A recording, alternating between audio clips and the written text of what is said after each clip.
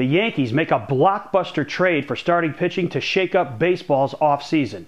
And the Red Sox sit on their hands the entire winter. What does this mean for the upcoming baseball season?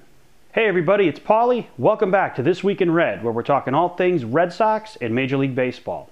So the New York Yankees, who basically sat by quietly all winter, making virtually no trades or any free agent signings except for their own CC Sabathia, go out and shake up the baseball world, making a blockbuster trade with the Seattle Mariners, and they obtained 22-year-old Michael Pineda, Seattle's #2 starter, a legitimate young horse-type pitcher, to slide right into their #2 spot in the rotation. They also acquired 19-year-old Jesus Campos, a very, very good prospect that the Mariners had, 19 years old with a live arm.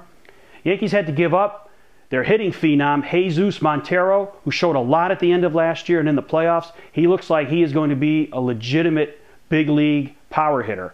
They also gave up Hector Noesi, their swingman, who made some starts for them last year and gave them some flexibility out of the bullpen. But all in all, even though they've got to give up Montero, you can replace hitting more than you can find starting pitching along the lines of Michael Pineda. And the Yankees made out like bandits in this trade. He's a legitimate #2. He'll slide in right behind CC, as I mentioned. And the Yankees, to me, are now the favorites in the American League East. And you look at the Red Sox, who sat on their hands the entire winter and basically did nothing to improve their starting rotation. The only move they really made was to slide Daniel Bard over from the bullpen into the starting rotation as their #4 man, sign a bunch of guys off the street and hope they can find a 5th starter, and that's pretty much been it. And you can see that the effects of losing Theo Epstein in the offseason are very apparent for the Red Sox. This trade that Cashman made is the kind of trade Theo would have made in the past. It was creative, it was totally off the radar. Nobody ever even heard of this trade happening until it actually came down. This is something that Theo was famous for in his time in Boston, and it looks like he's really going to be missed more than we thought. This was a great trade for the Yankees, and again, it automatically makes them the favorites in the American League East this summer to win the division. And you figure the Red Sox are going to have to scramble for that wild card with some of the other top teams in the American League.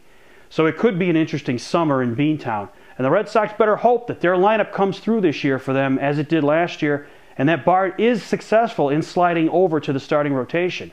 Yes, they improved their bullpen, but they did not improve their team to the degree the Yankees did with this one trade. They virtually fixed their #1 problem overnight. And yes, they gave up Jesus Montero, but in the end, the Yankees definitely come out winners in this one. So what do you guys think? What are your feelings about this move by the Yankees, and what does it mean for the Red Sox? Thanks for watching. Don't forget to subscribe and tell all your friends about This Week in Red.